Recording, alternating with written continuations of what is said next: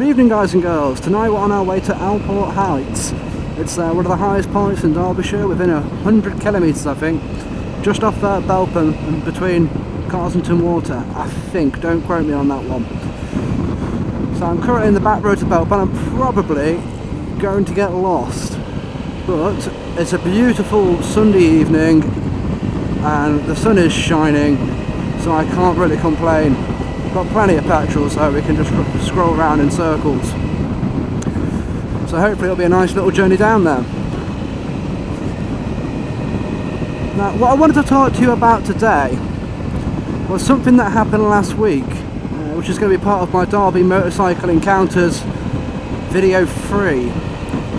Now, I was white lining through some traffic, working my way to the front of the junction, which is a left and a right junction. I'm wanting to turn left, so it was quite upsetting. And he was there, and he had his daughter in his car as well. And I'll probably post the footage in this sort of section here now.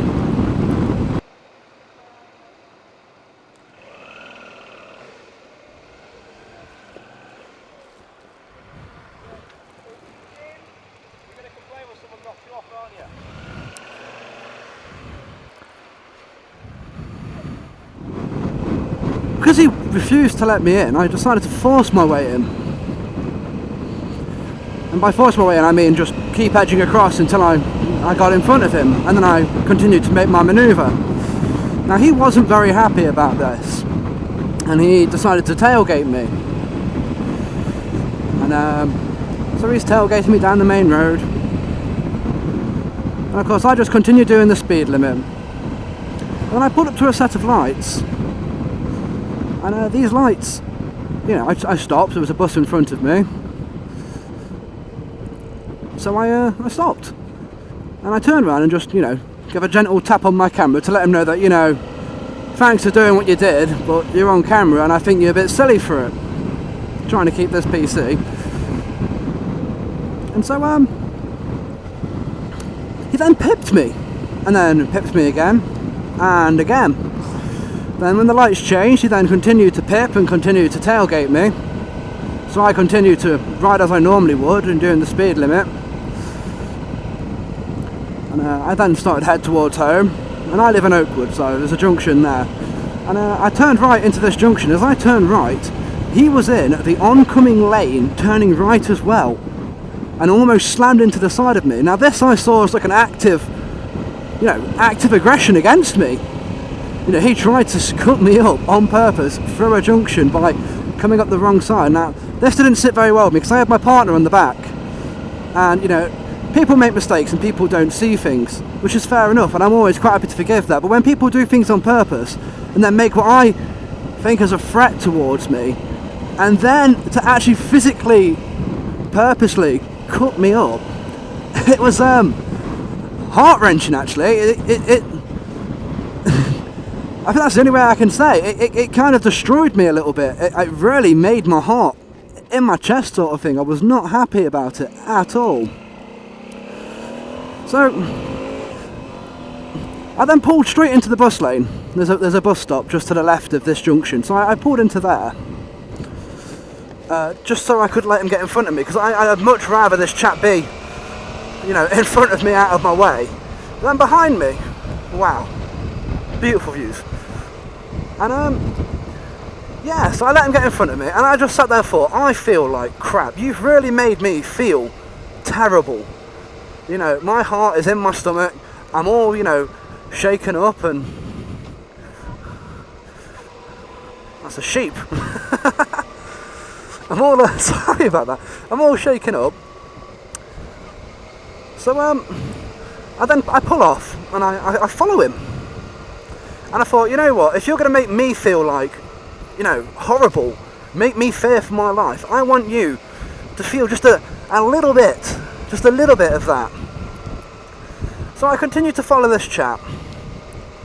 And he went round in this big loop, I'm guessing to try and disguise where he lived. So I pulled off and did a U-turn down a junction, then continued to follow him. This may be wrong, you may not agree with this, but this is what happened, so I'll just say it as it is. So I then continued to follow him and saw him reverse onto his drive. So of course I then drove with rode with the partner on the back of me and sat at the end of his drive and just smiled and waved at him, just so he knew that I knew where he lived, so he could feel that same sense of dread and outright fear and panic that I felt. I don't know if that's really mean of me or inhumane, but I did feel a bit better for doing it. Now I'll never ever go back to his house or call any form of do any maliciousness or anything of foul intent. But just for him to know that I know where he lives, and his face dropped when he saw my bike pull up at the bottom of his drive. His face just dropped, and there was sheer panic in his eyes. And no, that's the point when I decided to just wave, smile, and ride off. And I've got all this on footage, all on video, and that's where it will stay. I'll keep a copy of it, and like I said, I'll never go back to his house either. But what do you guys think? Did I handle that right? Did I handle it wrong? Should I have followed him? Should I have done something worse? Which I very much doubt, because, at the end of the day, if he wants to be an angry driver, he can be an angry driver. So I'm just going to leave it be. But I'd love to know your thoughts. Even tell me, was I wrong to try and cut through a junction? I don't feel that I was. I feel that I had every right to filter and white line at that junction. And I can understand his frustration as well, when he's been sat there waiting to get through and motorcycles just come flying down the outside to, cut in front and then take the junction before him. I can understand his frustration, especially if that's happened to him all the way home. But then again, he made the choice to have a car. I made the choice to take the risks that I take to have a bike. I would not expect a car user to start white lining. You pick your vehicle and you weigh up the risks of what you want and how you're going to do it, if that makes sense. I don't think I've explained that very well. So I ride my bike and I ride it every day, and I get wet and I get soaked and I get people cutting me up, and it can be quite dangerous at times. So yeah, whereas a car driver chooses to have that comfort and chooses to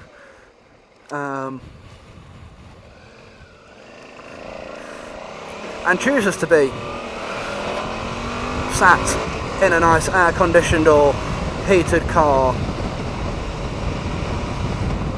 So, there are pros and cons to both transports, and it would be silly for me to sit there in levers, baking hot, not getting through the traffic, when that's what I bought a motorcycle for. And this is my only mode of transport, so I don't have a car, so I very rarely have to sit in traffic. Most of the times I just plough my way through it. So I'm completely lost now. I've got absolutely no idea where I am. I've gone well off route. I very much doubt that my sat-nav will work out here either. It's just a mobile phone rather than an actual sat-nav. I should probably invest in one.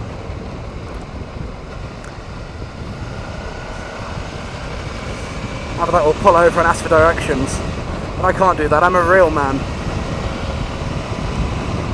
I suppose as long as I'm riding in this beautiful weather, I can't really complain about getting lost. One of the perks, I suppose.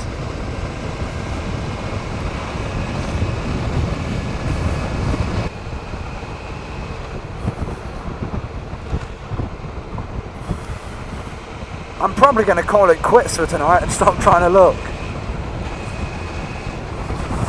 Bloody pitching. I thought it was something worth not killing. Alright, Derby or Ashbourne, Derby or Ashbourne, Derby or Ashbourne. How the hell have I got here? Alright, let's go towards Derby. Jeez Louise. It's a stop sign, so feet down.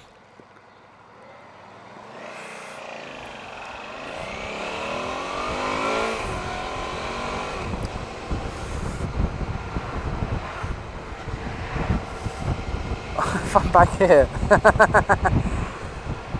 Brosford, right. No way, no way! How am I here? I'm near Mackworth! Fantastic, I couldn't be any further from Belper if I tried. Oh dear me.